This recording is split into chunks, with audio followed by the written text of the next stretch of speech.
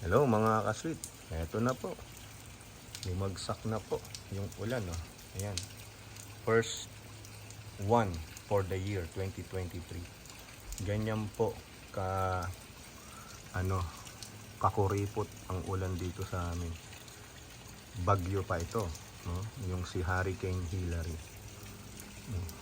Ano pa lang yan, nagsisimula kasi ang projection ang forecast Sunday and Monday. Pero ito na, oh, kasi manggagaling nga siya dun sa south, yan sa Gulf of Mexico ba yun, Pacific Ocean, angat dito. So damay kami.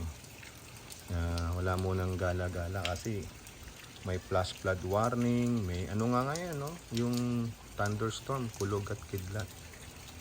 So yan po, kanyan. At least mababasa na ang mga wag lang talagang sobrang lakas ng ulan kasi talagang lulubog po. Kaya nga po itong driveway namin elevated kasi nandun lang yung kanal, eh. Yan, so hopefully ganyan lang.